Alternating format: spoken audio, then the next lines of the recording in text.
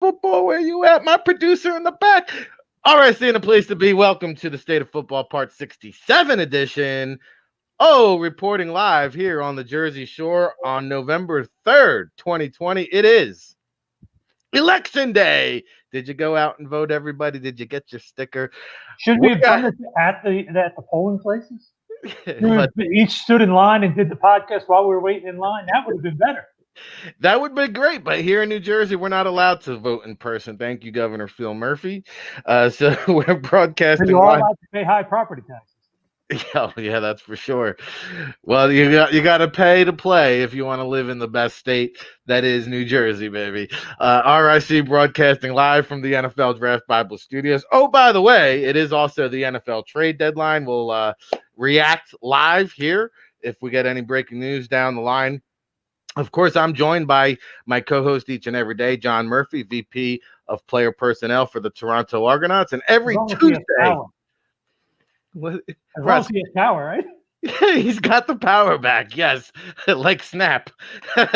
You know, Russ is, you gonna let me get through my intro here, brother? We got the NFL trade deadline. Of course, Russell Lande, who needs no introduction after this morning, out there in Chicago. You can tell he's had a couple expressions in him today.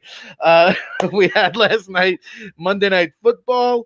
Buccaneers taking care of business against the G-Men, but not without a close pass interference call there at the end. Personally, I thought it was a good non-call. And at the end of the day, it was a terrible throw. Daniel Jones, if you just led your receiver, it would have been game over. And Giants fans, stop complaining. They did you a favor because now the Jets and the Giants now have the number 1 and number 2 pick overall, followed by the Jaguars. The Dolphins via Houston, which is interesting, sitting at number 4, and then Atlanta rounding out the current top 5. Also, if we have time at the end of the show, we'll kind of debate this new NFL playoff format. You saw baseball expand the teams. I wasn't a big fan of the situation. Now you're talking about 16 potential teams in the NFL playoffs due to the COVID concerns around not being able to play a full season. No bye weeks. I'm not a big fan of this. I get it. It's to make up some money. That's where you got to go follow the dollar signs. But, man, you're going to have below 500 teams. They did do this in 1982, but they didn't really pay much attention to the division winners. Here, I would imagine that they got to disregard the division winners if they do this, because the Eagles or whoever wins the NFC least does not deserve to be a 4 seed out of an 8-team selection. So we'll talk about that towards the end of the show. Of course, I tallied up our standings. I'm still maintaining my lead in the NFL Pick'em.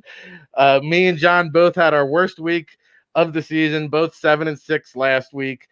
So I am sitting at 76 and 44. John is at 75 and 45, maintaining that 1 game lead. But hey, we've got a lot to discuss, chop up the college football weekend that was, who was rising, who was sliding, who was surprising. Of course, we got some latest news and notes. We'll go around the college football landscape. We'll take a look ahead. The Pac-12 is back. Did we talk about that? We'll get to that and more here on the State of Football, weekdays, 9 a.m. Eastern. Oh, by the way, it's brought to you by NFLDraftBible.com. Subscribe now. Go all access.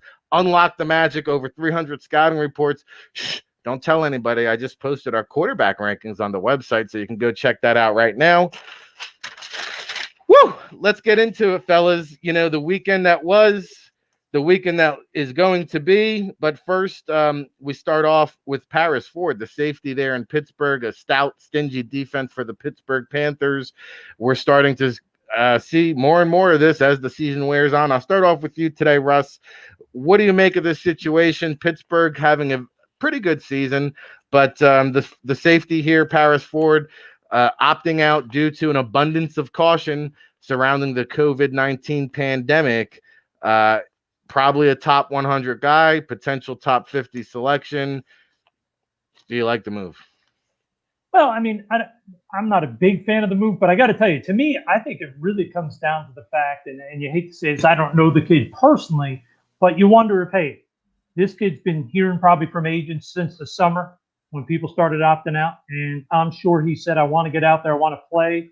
And he's got people in his ear telling him, hey, you've put up 6 or 7 games of film this year. You've shown them what you can do this final year. The risk of injury, the risk of COVID. Why do that? It's not like your team is 7-0. You're a middle of the pack team right now. Even though Pat, I think Narduzzi is a great coach. They're not a 7-0 team, not a 6-1 team. We're talking 3-4. So what's the real motivation? If you're not going to win the championship, I think all of these different factors play into it in what I think is just such an odd year.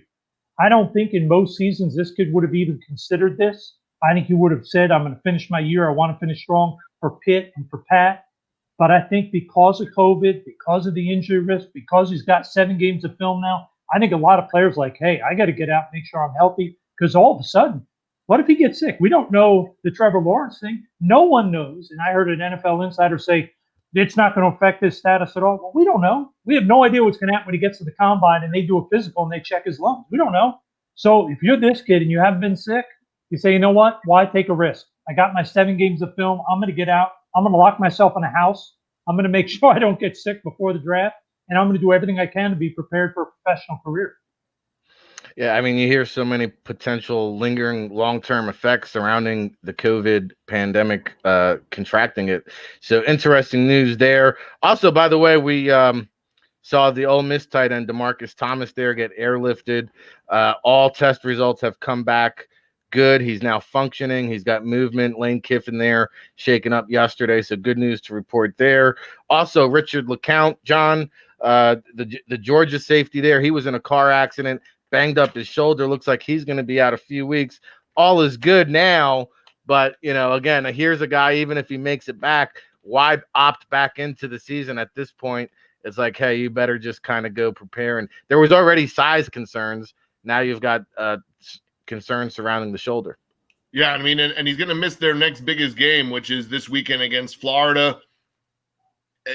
Georgia beats Florida, and you're in contention. It's gonna make for, do you want round 2 of a matchup, to kind of finish your career possibly? Also, I think, behind the scenes, what was the whole, scenario there? You're coming back, after a win against Kentucky, and, you go out and whatever they were doing, kind of surrounding that, kind of, again, you got to let these kids live their lives, where as much as we want to be in control, of them when you have them in this situation, and you would think, they would know better, or they would see better. We know the tragedy that happened. Now it's 3 or 4 years ago. Baltimore Ravens lost DB Trey Walker, to an incident where he's, riding a dirt bike, and, an accident occurred, and you tragically lose a 25-year-old, kid. So, it's kind of live and learn when it comes to some of these situations, with these guys. I think the same thing with Paris Ford. You see Kenny Pickett get hurt. He's not coming back. We're playing a freshman quarterback. What am I sacrificing? A chance to play in the Motor City Bowl?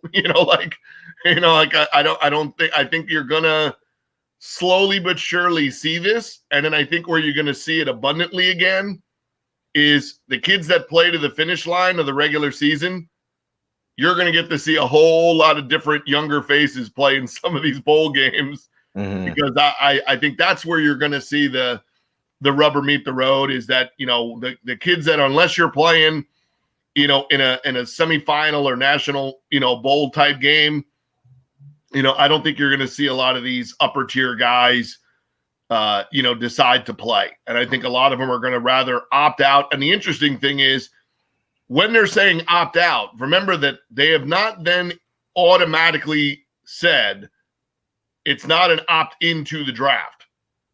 So that is still a whole other process that, according to, scouts that have been at the games, are also saying they don't know the process for an injured senior, or even a guy in the senior class who might be more of a middle or lower tier guy. You might be seeing redshirt sophomores and juniors who are higher end guys jump out, and middle of the road seniors go back, because you have a chance to improve your status and you get a free year of college education there may be a bunch of guys that are kind of lower, middle tiered, type guys that agents are not going to be paying for training, right? We've heard Neil Stratton, we've heard Justin Van Fulk, we've heard, experts saying that, the single biggest vibe amongst the agent and scouting community is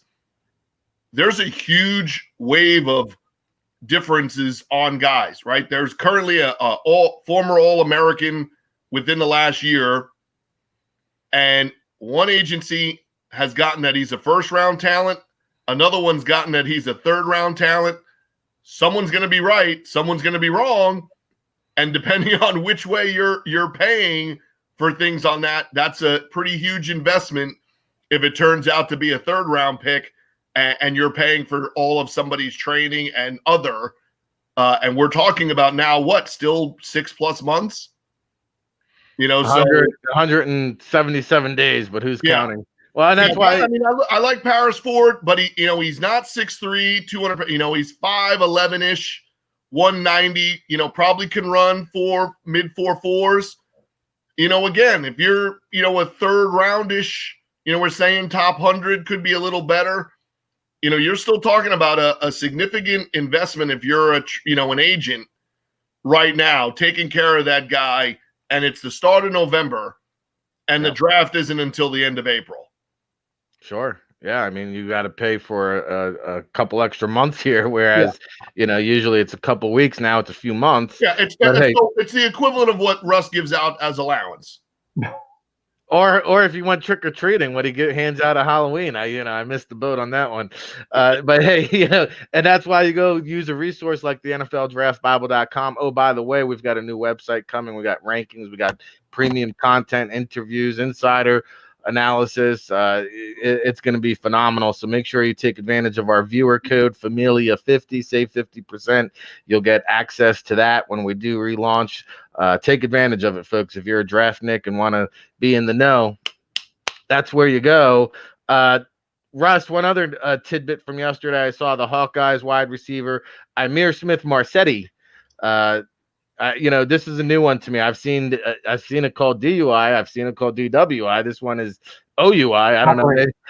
Maybe I've been living under a rock, but operating under the influence, he gets pulled over, blows into the breathalyzer, comes up, almost twice the legal limit here. So a guy that really, from what I recall, he was pretty much surprisingly, the highest rated wide receiver on both the Blesto and the National, I believe, or very close to it. So now we have a situation where this is clearly going to impact his draft stock in some regards. Oh, there's no question. Well, I think this is going to be one where the teams have to do a deep dive onto the player and find out what his real background is. The good thing is at Iowa, they've always been very honest about their kids. They don't hide anything. So as long as this kid's a good kid, then it won't be an issue. Obviously, it's a terrible, dumb mistake to put yourself in that position as a young kid. But let's also be realistic. I'd say a lot of college students, football players or not, have done this at one point or another. You don't want to write off this kid's entire career. I still remember sitting in the Rams draft room when I was a Gopher, and we were talking about a significant prospect who had a DUI. And our head of scouting, GM Charlie Army, said, everybody in this room who went to college, raise your hand. So everybody raised their hand. And he said, everybody in this room who at some point during college got behind the wheel when they probably shouldn't have, keep your hand up. And maybe one person took their hand down.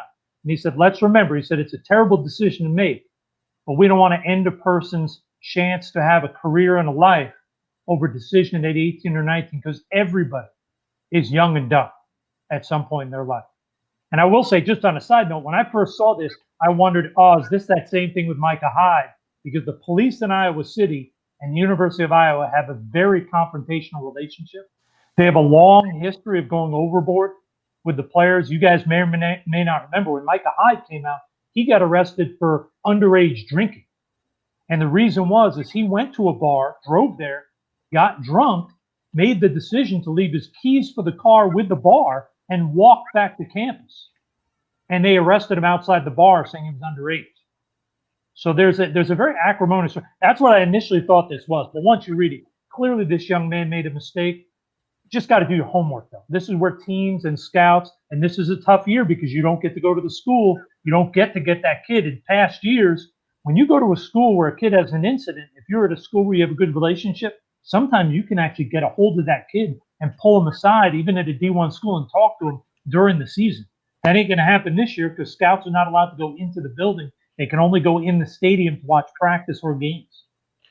Yeah, and we talked about the NCAA essentially granted every player in college football an extra year of eligibility. What does that mean? Well, it means technically every player needs to declare by that January 18th underclassmen deadline. So in other words, scouts cannot even communicate or interact with the players at all.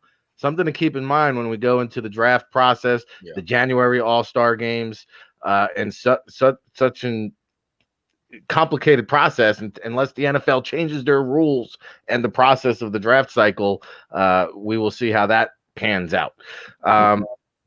All right, so Russ is busting my chops before we get into the weekend that was. Dwayne Haskins, we do have our share of misses here at the NFL Draft Bible, and Dwayne Haskins was as big as it gets. And, thank God I wasn't pulling the trigger as the GM of an NFL team, because Dwayne Haskins would have got me fired by now. But I'll tell you this, Russ, since we have you, I don't think I had a chance to ask you this. Because of the Dwayne Haskins effect, because of the one-year wonders, and whatnot, it has kind of dampened my outlook on Trey Lance. And because he's only a one-year starter, especially at the FCS level, I would imagine that the transition to the next level is going to be difficult for Trey Lance. I'm not saying that he can't succeed, but I would say that I'd be hesitant to invest a first-round pick in a Trey Lance. Your thoughts on that? No, I think you make a great point, because if you just look at the history of the NFL and guys who only started for 1 year in college that have become successful in the NFL, it's a very short list. And that, even remembering, if you want to include Cam Newton in that, which most NFL teams do not, because they look at the year prior to Auburn when he led Lynn Junior College to a national championship. They view that him as a 2-year guy. It's very risky, lower level of competition. I will add in, the other thing is when you watch his film, there are a lot of things to love. Very poised in the pocket, doesn't put the ball into bad spots in terms of making bad decisions, but he's not a super accurate thrower. So accuracy is pretty important in the NFL. There aren't many quarterbacks who succeed without being elite in accuracy. So taking a guy who's a one-year starter who's not particularly accurate, I'd be very nervous about him. But then again, we all know, whether it's Jameis Winston, Dwayne Haskins, and I'm not trying to take a shot at you, but J.P. Losman going back years, Jake Locker going back years, guys that go in the first round because teams push guys up because of the desperation to find the next guy, because you can't win without a quarterback. You have to have somebody. So I don't personally think he's a first-round pick, but I'd be stunned if he doesn't go in the first round because of the desperation for quarterbacks. Yeah, and I think that's why you're seeing the BYU Zach Wilson now getting shoved up that board. Everybody's trying to find the next big thing. Yeah, no doubt about it.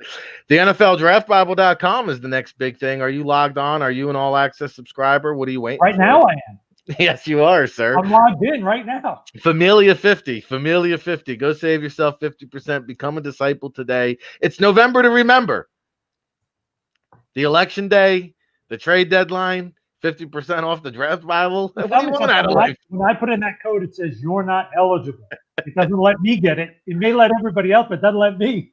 No, well, we have we have a certain few IP addresses that are banned from the website. All right. Well, one thing you can get on there right now is the Scouting the Nation article that we published yesterday, and of course, that's compiled by the NFL Draft Bible Scouting Department. John, a lot of movers and shakers, sliders, surprises. Who are some guys that caught your attention or maybe disappointed from the college football weekend that was? Well, I think two things that stuck out to me, good and bad, was we're starting to see, hey, when you just say, hey, he plays corner or he plays DB, be a little more precise there, because Shaun Wade got a little indoctrination to what it looks like to play outside this past weekend. Do I think it's the end-all, be-all? No, it would be an indicator for me to go back now and watch if he is playing against guys similar to a guy like Dotson at Penn State, who's a little more shiftier, has a little more wiggle to his game. The next time I see Shaun Wade matched up with a guy like that, I want to see if he's improved, at what he's learned from that. But the one thing I am seeing, or that would be a variable that might be a difference maker to give a guy like J.C. Horn a chance to catch him and run him down, is that he may not have just elite ball skills. Because, I mean, yeah, 2 of those catches that Dotson made are unbelievable highlight, film plays. But his head isn't, like, he's not going to make the play against anybody, let alone, a perfect throw with a great catch, playing like that. So there's a lot of season left. It's nitpicking when they, win the game, and things. He's got a lot to learn playing out there, but he's not gun shy. It's not going to do anything to his confidence. He's a high physical content guy in the sense of he doesn't mind playing you at the line of scrimmage. Now, you saw one of those 3 catches was because he doesn't mind being that guy. If he misses, it's a, it's kind of a type scenario there, for him. So I think in the NFL game, this is a great learning experience for him. NFL teams will be able to mix and match and use him, accordingly. So it might help him in the long run, but it did him no favors this weekend. If you were looking for, thumbs up or thumbs down, it's probably more thumbs down. If you want a good story or, like something to be positive about, Minnesota, for all the hype that I gave them, falls to Maryland. But the real story there, beside to his brother playing, is Jake Funk. I mean, what a story that is. What a story. Basically 2 lost years to an ACL, and comes back and has 21 for 216. And the amazing story with this is, as part of the rehab, his brother, who was very much in that business, was looking to be a trainer, had studied and gone to school for that, opens up a training facility and now has 2 of them down in that Maryland area. And basically the 2 brothers work together 5+ days a week, kind of side by side in that scenario. So you can only imagine that, at some point in time of a 2-year recovery, that there had to be a day or a night or a time, that he was hoping for a scenario where he would be back on the field.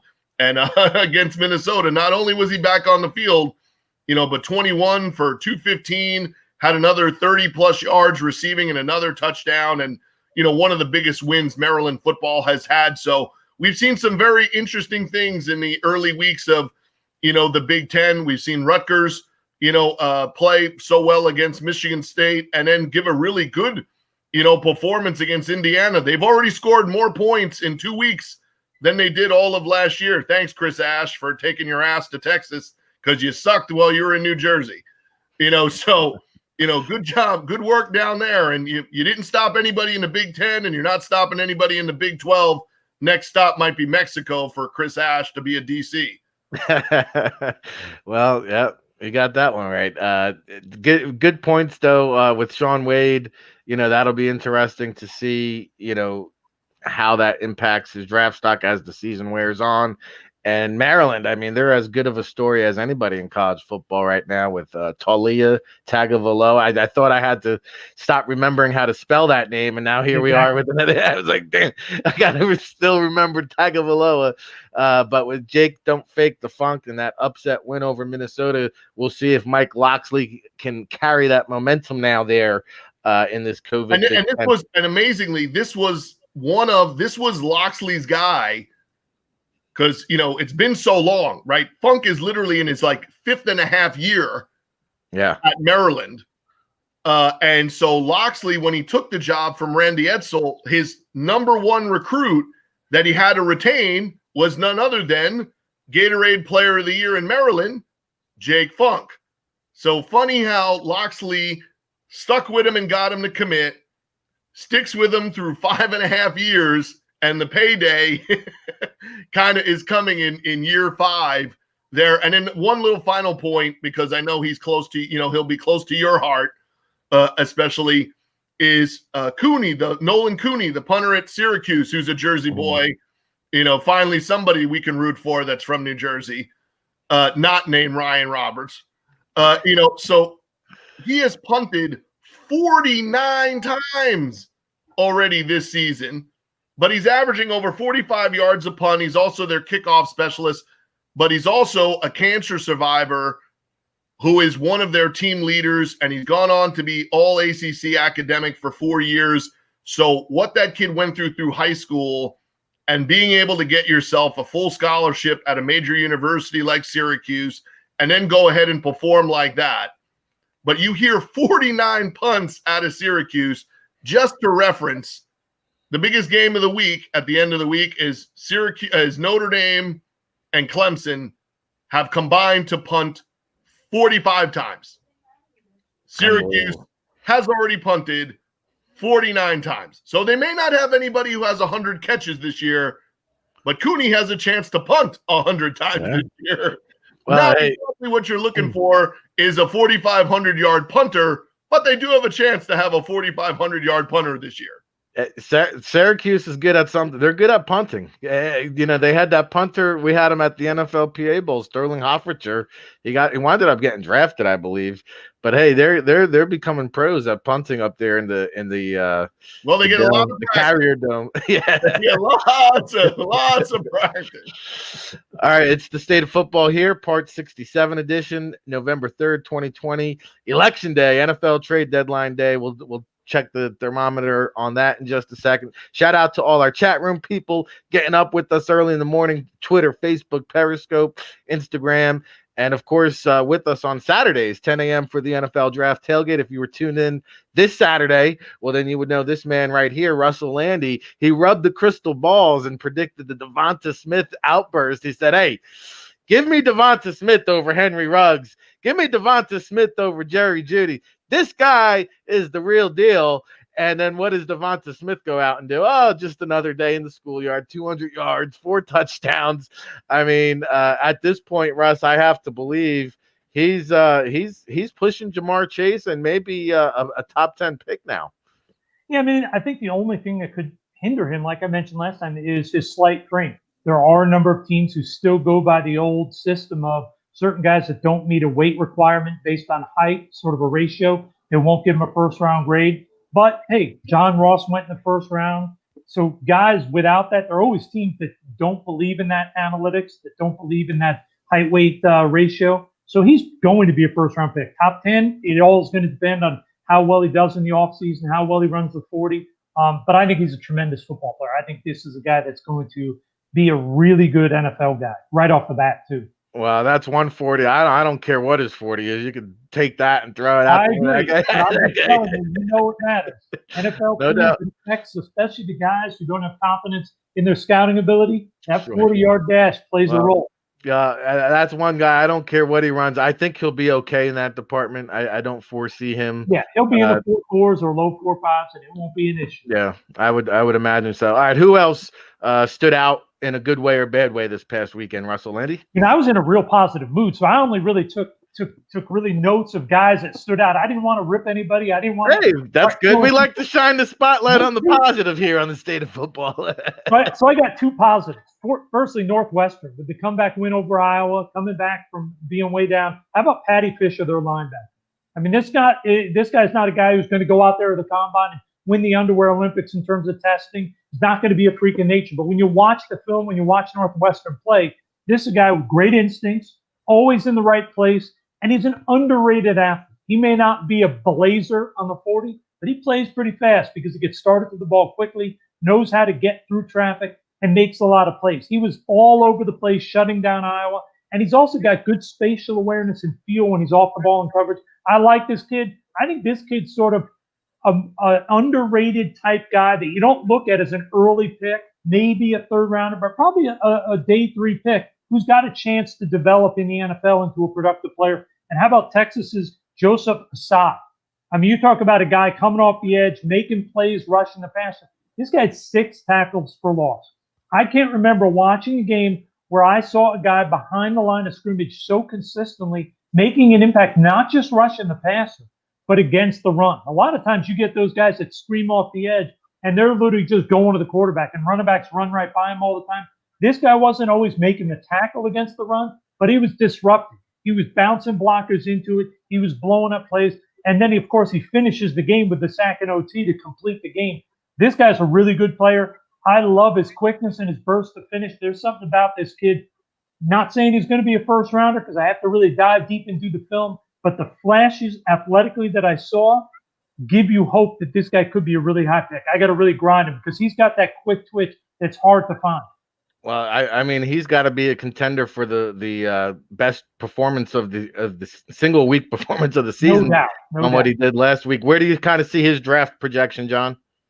Yeah, I mean, he's a kid that, he only played football for less than 10 years. Him and his family moved from Nigeria to the U.S., and that's when he first saw anything to do with football. So you're talking about a guy that's young to the game, and when you have that flash, and that flash is the ability to close and make plays on the quarterback, there's top 50 there to then say, what can it be past that? Exactly. Right? Because you've seen plenty of pass rush guys that there's other parts of their game that develop. There's other areas they could improve upon that are going in that 50 to 75 range. And then you look at their NFL career and you say, oh, well, that guy had to be a first round pick, and they weren't. Right. So you got to see, where that plays out, for him. Also, it's a scheme fit. So it's depending on what team is going to look at that and where are they going to see him. Would they want to play him? Texas kind of plays around with, their scheme so that he kind of gets to, do what he does best, and they don't put him in too many situations where, he's asked to do other things. He's also a really great kid. Like, he is going to school with the idea that if football pans out, he's going to use that money to open up basically a center or a foundation to help other kids kind of follow in his footsteps and his family's footsteps by saying, like, hey, how do you adjust once you get to America, get your education, get in line to have a career? So a kid who has a pretty balanced shoulder, on his head there. And not surprising that Russ would like a Northwestern linebacker who happens to be from Katy High School when you're working for the Calgary Stampeders and your starting quarterback went to Katy High School. If I actually had known that about him, that would even be more reason to like him. But I gotta say, I didn't even have a clue. Hey, so some people just do deeper dive researches than others. Some of us watch film, some of us are media guys. Hey, what can I tell you there? I didn't have film. I had no I power. can't help you there, brother. I didn't have the power to watch it. Well, one last thing about the Texas rusher there, aside what you're saying is not even Chris Ash can mess that one up, huh? Well, but hey, let's pray for that. I always get people busting my chops a little bit. Oh, Rick, you're always blowing up the Northeast. You're so East Coast biased. Well, how about a couple guys on my West Coast scouting trails from last year that kind of were engraved in my head and now are coming to fruition this year? None other than Friday Night Lights. We had Ronnie Rivers at Fresno State. I went in there, a game, I forgot who they were playing. It wasn't a big time matchup, but I'm on the field scouting Michael Walker for the NFL PA Bowl, the linebacker. And, on the offensive side, there's this kid, he's going through positionals, catches my eye. He's just quick. He's stocky. He's built. And Ronnie Rivers is a guy, his father, you might remember, running back in the NFL about, 15, 20 years ago. He's actually Fresno State's second all-time leading rusher. And so Ronnie Rivers is going to come and follow that lineage. You saw it, I think last night, who was the standout, and the coach said, hey, it's the Winfield. And you heard Arians after the game say it's in his bloodlines, and same thing with Rivers. And then, I'm out at San Jose State. I had a couple days to kill out there in the Bay Area. I went over to San Jose State. Shout out to the pro liaison too. He's had good Italian food recommendations. As good as Mobile? No, not as good as Mobile, but it's always critical to know where the good Italian food is on the scouting trails. And so, they had a wide receiver there, Bailey Gaither, who was coming off an injury. So he had another year of eligibility, kind of a wiry frame, but he's a legit 4.4 kid. And so, the last 2 weeks, the Mountain West started up, and he's come out like gangbusters. I mean, he's got probably close to 400 yards receiving during his first 2 games. And so I'm going back and I'm looking at 2 weeks ago, I'm saying, wait, who's that quarterback there at San Jose State? It's Starkle. Oh, by the way, Nick Starkle, remember me? I mean, he comes out 5 touchdowns, no interceptions, almost 500 yards passing. Oh, by the way, a long time ago, a freshman starter over there for the Aggies at Texas A&M. He transfers to Arkansas. There's a new coaching staff there. 5 head coaching changes over the past, 4 seasons for him. And, he's used to that, being an Army brat. Here's a guy, he moved 8 different cities by the time he hit high school. So Nick Starkle is one thing. He is well-traveled. And I know if an NFL career doesn't pan out for him, he does have an interest in coaching. You would have to imagine, with all the schools he's attended, all the people and walks of life he's come across with, he would be definitely someone who can relate to a lot of different personalities. So at the very least, he probably has a coaching future ahead of him. Looking ahead now to the upcoming weekend, we have the return of the Pac-12. We're officially whole now with the Power 5 conferences, Russ Lande. So where do you want to take this weekend? Are you shining the spotlight on the Pac-12? What are you looking forward to this upcoming weekend of college football? Well, first, there are 2 players I'm excited to watch, but I just want to throw a note there. You mentioned like Antonio Winfield, the bloodlines. One of the things 2 years ago, there was a study done, I think it was the NFLPA, that said basically if your father played in one of the 4 major sports in America, then the son was 8 times more likely than another young man with the same size to play professional sports. I believe it.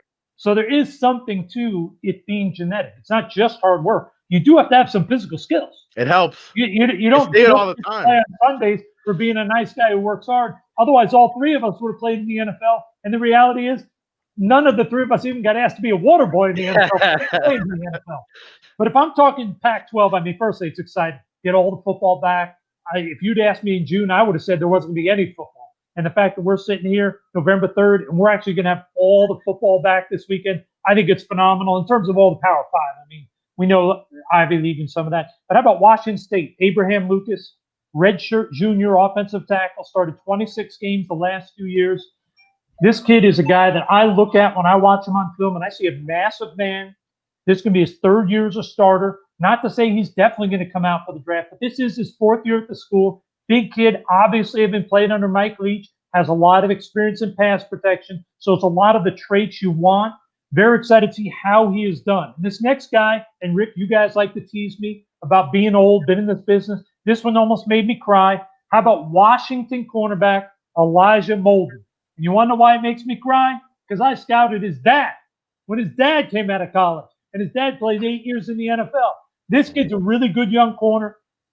Tremendous upside. I think this guy, you can tell, we were talking bloodlines, genes. This kid has a knack. There's something instinctive in him, the way he plays, that you can tell he probably grew up watching film with his dad. When you watch him play, he understands things going on in front of him that a lot of corners coming out of college don't. He has a good feel for what's going on. I can't wait to see how he's progressed this season. I want to see what he does on the field. Has he made the jump I expect him to? Those 2 guys are 2 guys I cannot wait to see this weekend. Hey, we're excited about it. The Pac-12 is back, and we are scouting the nation here on the NFLDraftBible.com. Ric Serritella joined by John Murphy, Russ Lande, breaking it all down for the people here, winding it down. John, who are you looking ahead to? Of course, we'll break it down further on Saturday, 10 a.m. Eastern, the NFL Draft Tailgate Show. Make sure you bookmark that bad boy, Periscope, Twitter, Facebook, Instagram, and all that fun. But for a sneak peek preview into this upcoming college football weekend, John, who do you got for us today? Well, I mean, Friday will be real interesting because which way does Boise State go at quarterback? So, I mean, you've made a lot of headway, with Hank Brackemeyer as a sophomore, but now here comes USC transfer Jake Sears, who gets a chance to play, and he showed some second level talent in terms of why he was recruited to USC last weekend. So Boise State at 2-0 hosting 7-0 BYU, that might be a closer matchup, on paper than what people would have expected. And then if we had told anybody that this weekend there would be 2 games with top 25 teams, and one of them would be Liberty, and the other one would be Coastal Carolina. I kind of doubt that anybody would have bought into that. But Liberty is going in to play Virginia Tech.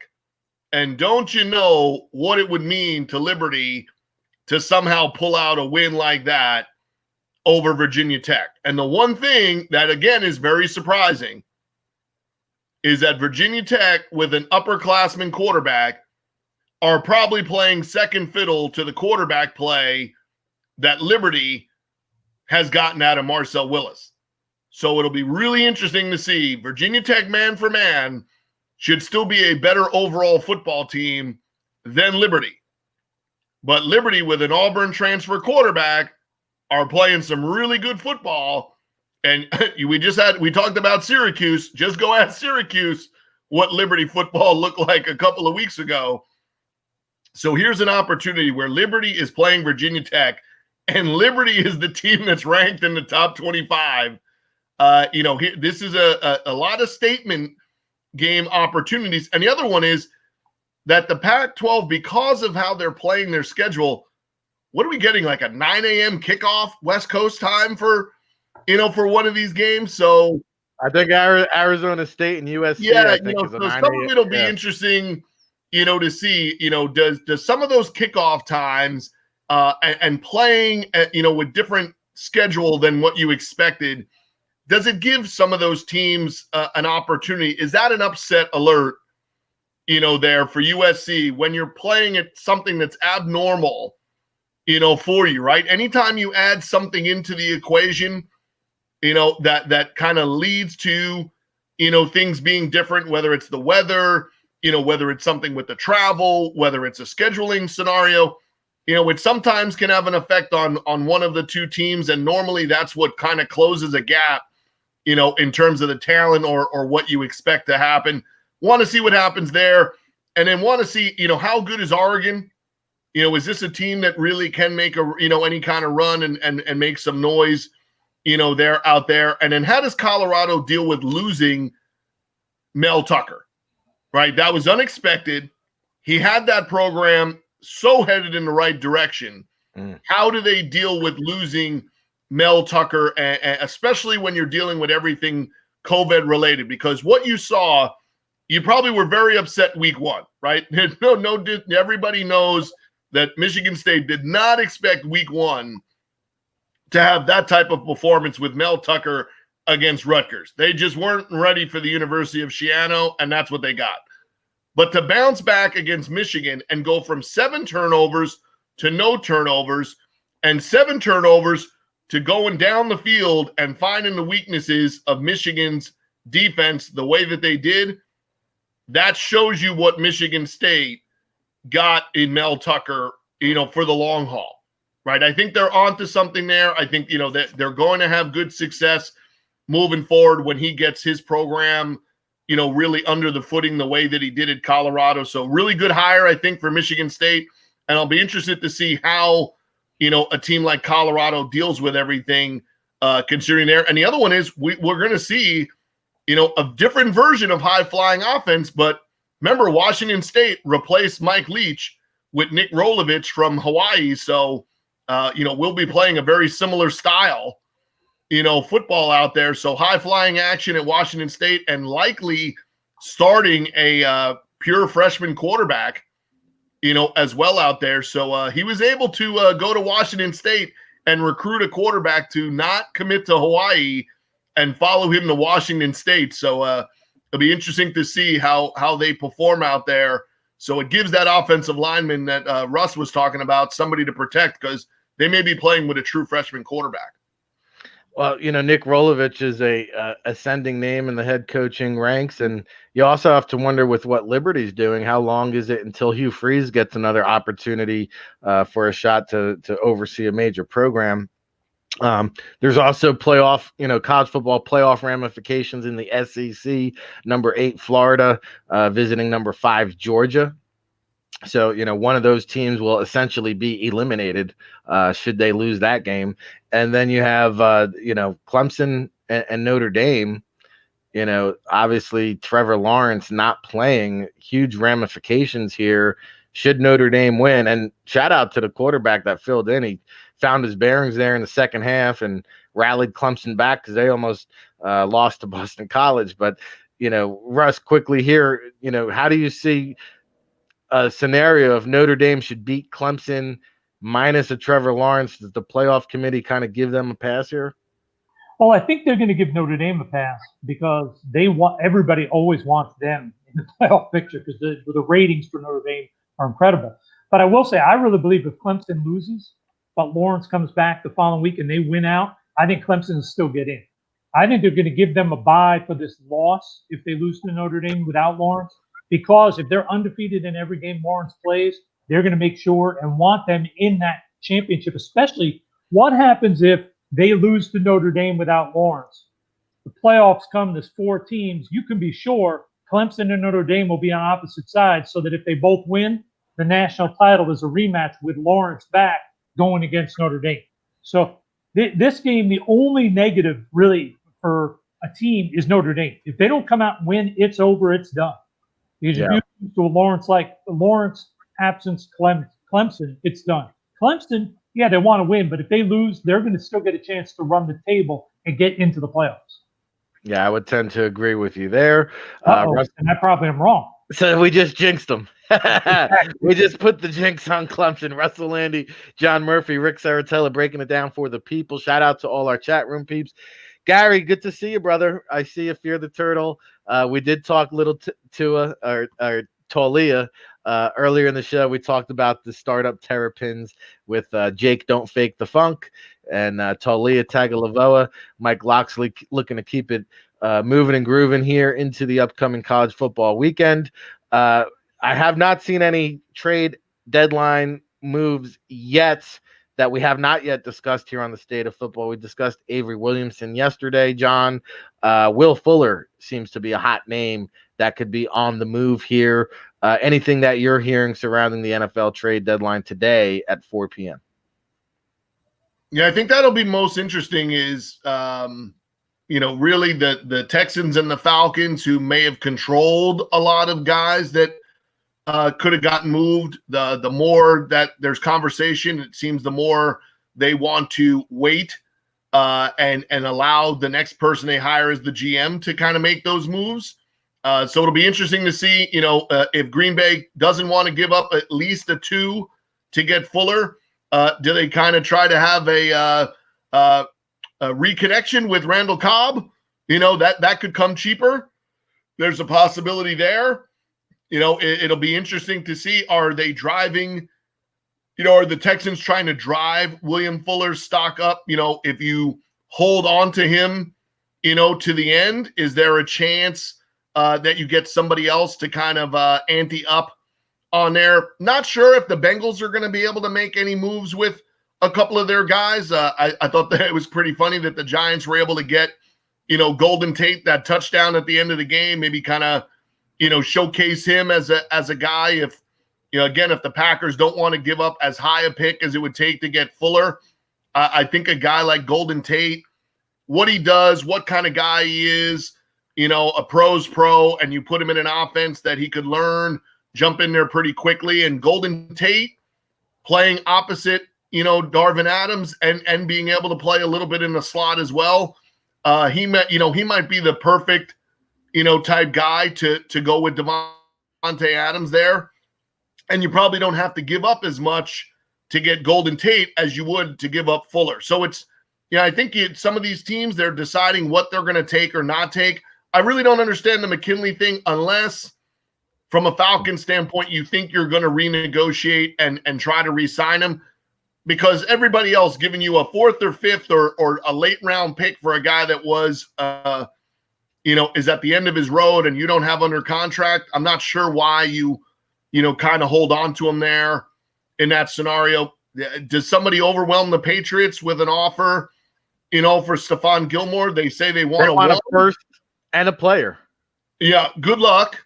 Good luck on that. I don't see that happening.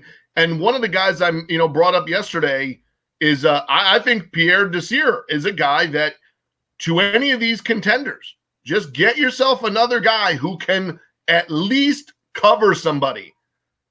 Be in the vicinity, because you've seen some of these teams, are playing with some really bad defensive back play, and sooner or later, it's going to catch you.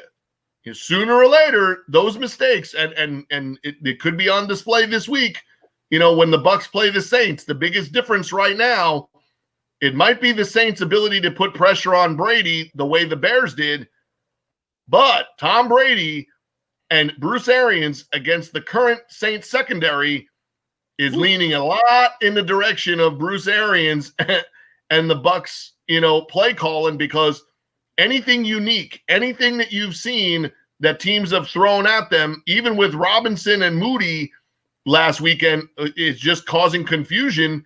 And it's the best players. It's not just the nickel guy and the safety off the bench.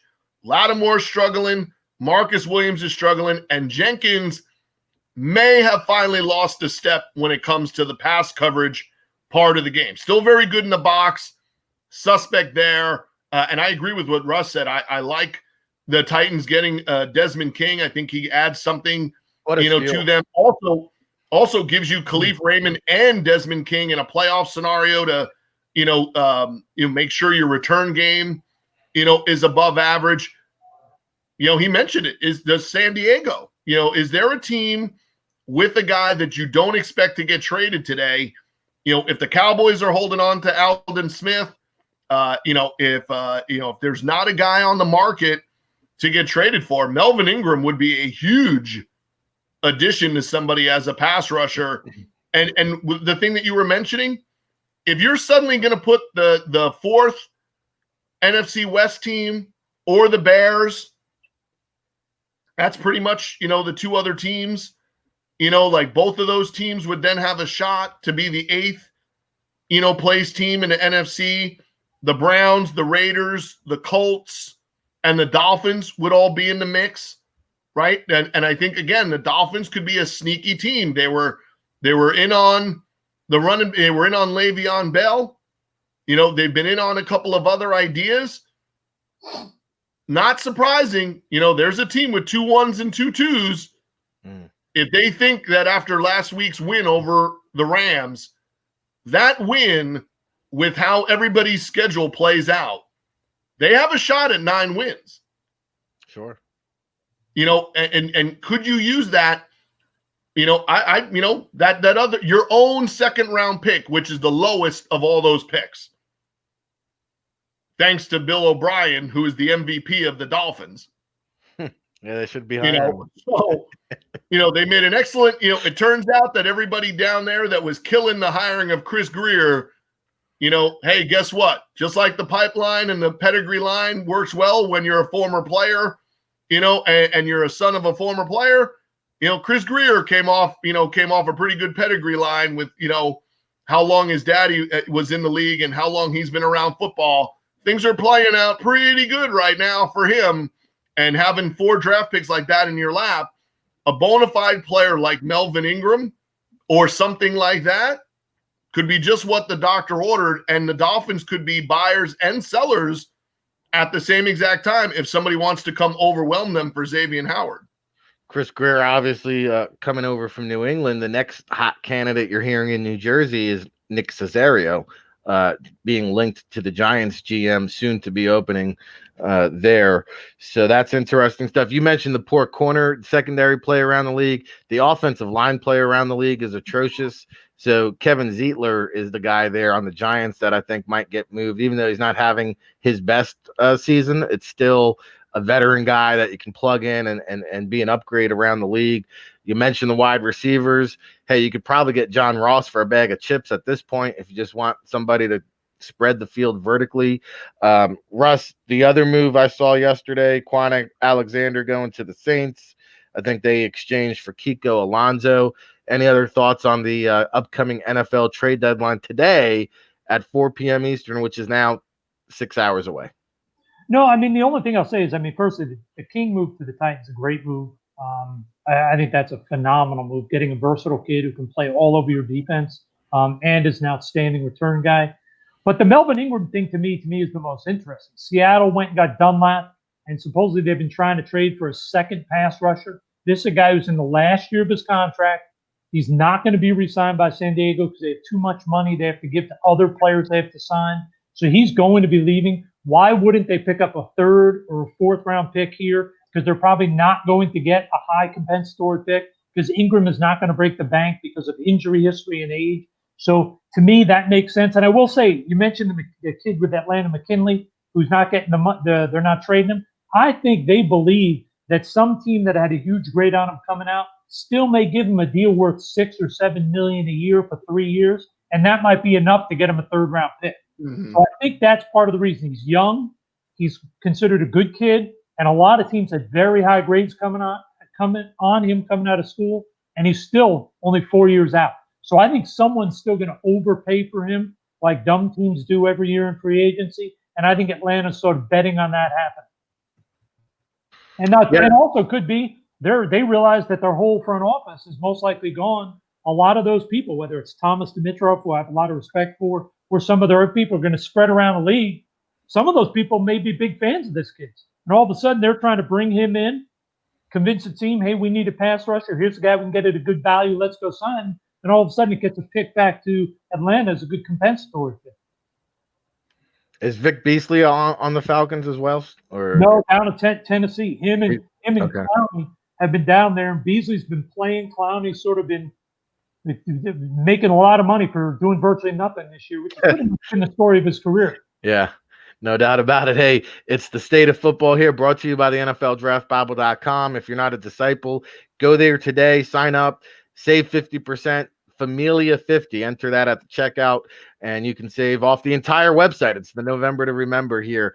You want seminars, you want draft guides, you want Baldy's breakdowns, whatever it is, the entire month of November. It's our thanks giving back to all the people that have supported us since 2002. It's what we do.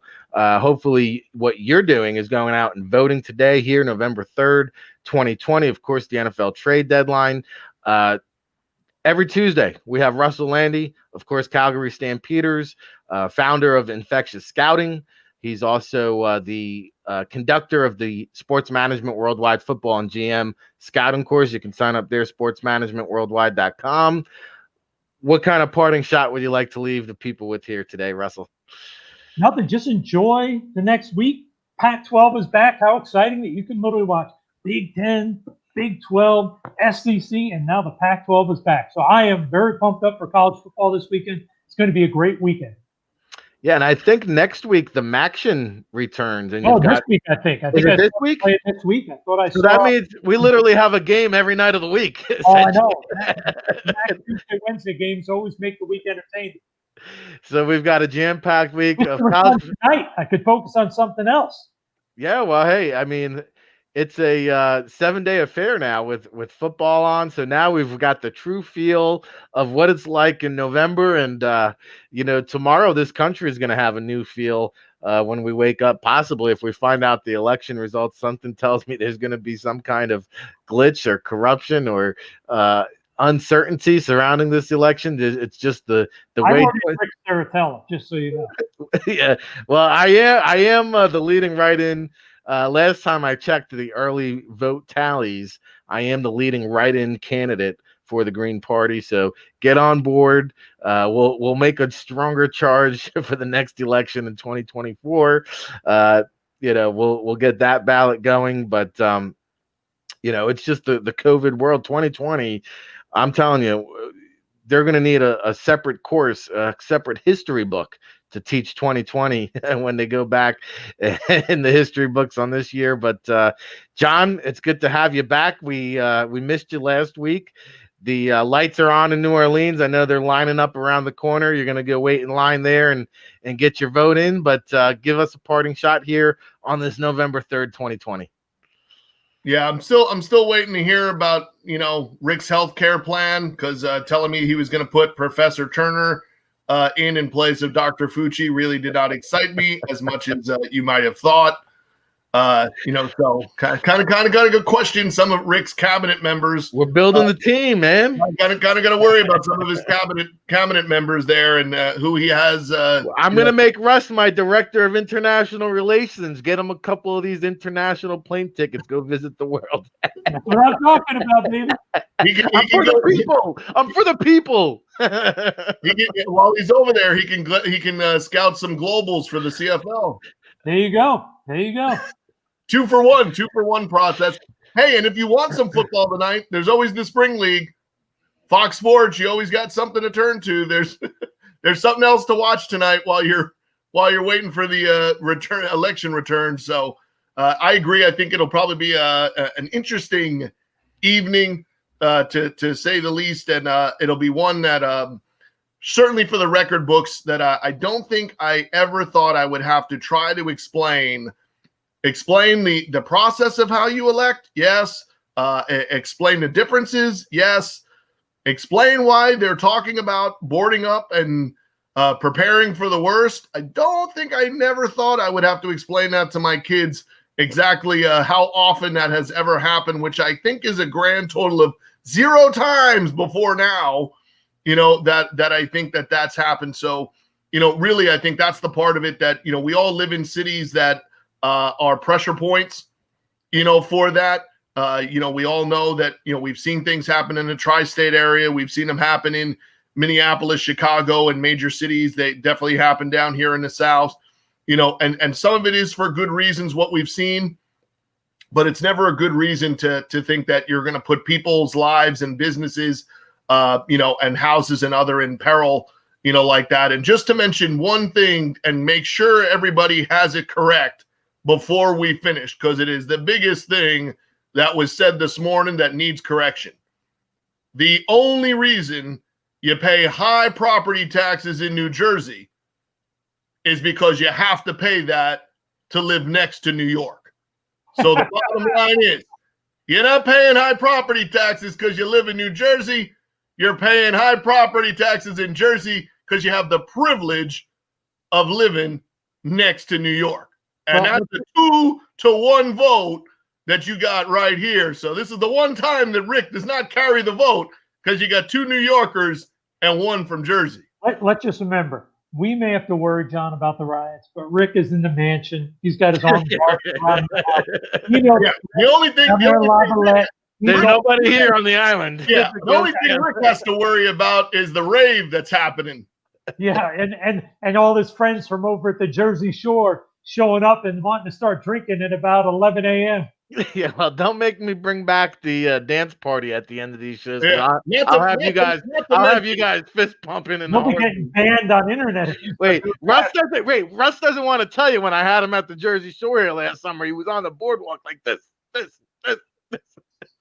Not to mention he's probably coffeeless and on the sofa since this week he picked the Cowboys over the Eagles. So there's definitely a little family friction going on over there. Yeah, well, hey, we all know that. I will say I was at the Eagles Super Bowl parade. I was a good sport about it.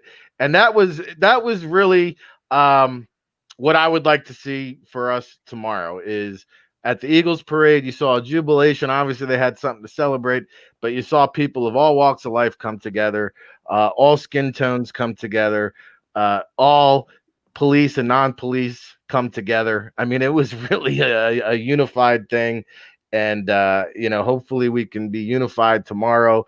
And let's be mature about it. Boarding up the buildings and businesses. We'll be in San Diego November 14th for the Hub football event. I had a chance to visit multiple cities for the Hub this past summer. Some of these cities are already in ruins. I mean, it's a shame. What they did to Atlanta is terrible. I mean, the whole downtown is already boarded up to begin with. To be honest with you, they could have just shown you a shot of what it currently looks like. Not that they're bracing for the riots. I mean, all their downtown businesses, their windows are shattered. They heard you were coming. I'll tell you, it's a shame. Burnt down, boarded up, and it's the scene of cities already across the country. So stop tearing down your own cities. That's not helping the cause. So hopefully we use some kind of logic and common sense. I know there's not a lot of it floating around here in the United States. Well, I think in just the country alone, we've lost a lot of There's no doubt. Or we stray too far. Yeah, well, we're going too far here on the state of football. I'll end it right here, but bring back the values, bring back the morals, and bring back the it's the United States of America. I tell you one thing, we'll be back here, united, bigger, better, stronger, fist pumping, better than ever tomorrow on the state of football. Make sure you tune in. Shout out to John Murphy, Russ Lande, for Ric Serritella. We'll see you tomorrow, everybody.